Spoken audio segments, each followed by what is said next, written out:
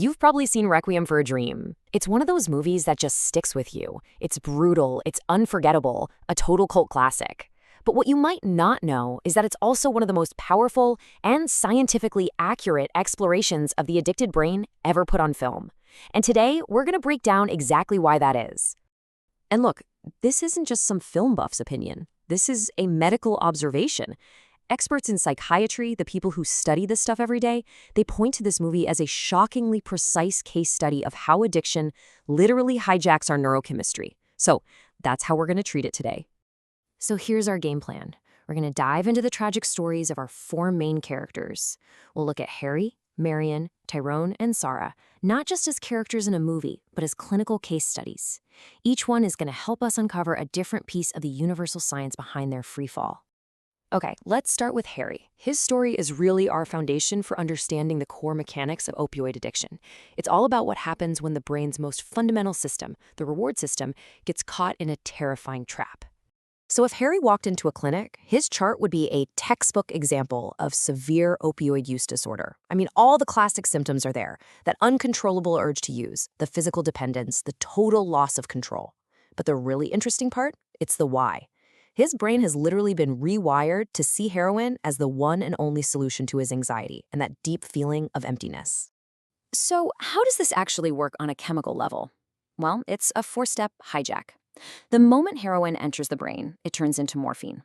That morphine then latches onto our natural opioid receptors, and bam, that's the trigger. It unleashes a massive, totally unnatural flood of dopamine in the brain's reward center. And that's what creates that incredibly powerful but tragically brief feeling of euphoria. But that high comes at an absolutely devastating price. What's so fascinating on this slide is you can see the long-term fallout. The brain, it's scrambling to find balance, so it creates a huge dopamine deficit. This leads to something called anhedonia, which is the inability to feel any pleasure at all from normal life. The brain also just stops making its own painkillers, its own endorphins. And meanwhile, glutamate and cortisol, the chemicals for craving and stress, they're redlining, leaving him in a constant state of agitation and desperation. Okay, now let's bring in Marion. Her story uses the same drug, heroin, but her psychology adds this whole other layer of complexity. We're moving beyond the simple reward trap and into the role that personality and our relationships play in addiction. And this comparison just lays it out so clearly, right? Harry is using to escape a void, to chase a feeling. But Marion, she's using the drug to self-medicate a completely crushing anxiety, one that's rooted in this profound fear of being abandoned. For her, the drug is less about pleasure and way more about just soothing a wound that was already there. And her clinical snapshot, well, it backs us all up. Along with the opioid addiction, she shows classic traits of personality disorders like dependent or borderline. So you see, this isn't just about the drug. It's about a pre-existing pattern of emotional instability and impulsivity. The heroin didn't start the fire. It was just gasoline poured on it. Her brain chemistry tells the exact same story. Yeah, the dopamine system is hijacked, just like with Harry. But look at the serotonin. Chronically low serotonin is directly linked to the kind of impulsivity and extreme mood swings we see in her character. So the drug isn't just causing a problem, it's amplifying a vulnerability that was there all along. All right, our third case, Tyrone, adds another absolutely critical piece to this puzzle. His story shows us how unresolved trauma can literally prime the brain for addiction, making it uniquely vulnerable to the false promise of a drug that can numb everything. See, Tyrone's story is different. He's not chasing euphoria like Harry or soothing anxiety like Marion. He's trying to hit the mute button on his own mind. His symptoms, the nightmares, the guilt, the constant feeling of hopelessness, they all point to PTSD, almost certainly connected to losing his mother as a child. For him, heroin is an anesthetic. It's a desperate attempt to silence the ghosts. And the neurobiology of trauma explains exactly why. A brain that's been shaped by trauma often has a hyper-reactive amygdala. Think of it like the brain's alarm system is just stuck in the on position. At the exact same time, the prefrontal cortex, the part that's supposed to hit the brakes and manage impulses, is weakened. This creates the absolute perfect storm for addiction. You have a constant state of panic with a broken ability to stop yourself from seeking relief.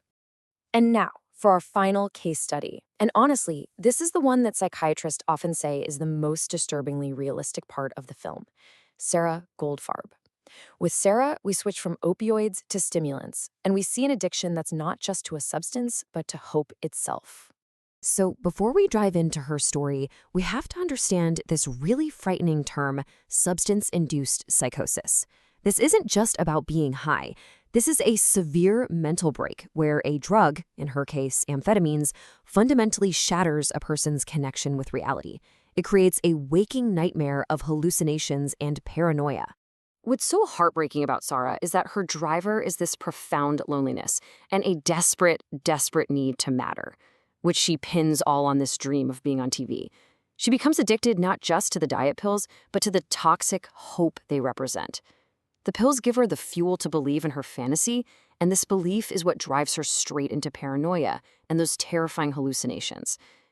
And her biochemistry file is just startlingly clear. Unlike the dopamine deficit we saw with opioids, stimulants cause a massive excess of dopamine. We're talking about a tidal wave. This isn't a reward anymore. It's a flood that directly powers the delusions and hallucinations. You combine that with a huge spike in noradrenaline causing severe anxiety, and you have the precise chemical recipe for a complete psychotic break.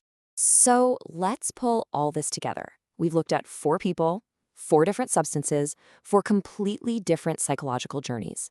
But what this film illustrates so brilliantly is that every single one of them arrives at the exact same neurological destination.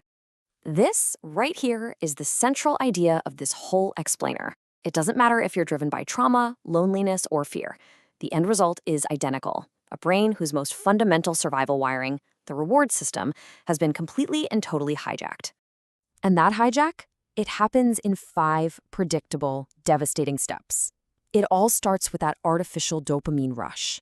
Then, the brain tries to adapt to the new normal. Pretty soon, natural pleasure just fades away. Then, the compulsion to use becomes a survival-level drive that just steamrolls rational thought. And finally, a normal life is simply no longer possible. And this is exactly why the film hits so hard with clinicians. It's more than just a movie. It's a masterclass.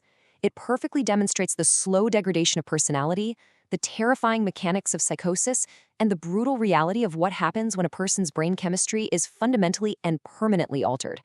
And that leaves us with one final, really important thought. We've just walked through the clear, predictable, and catastrophic biological process of addiction.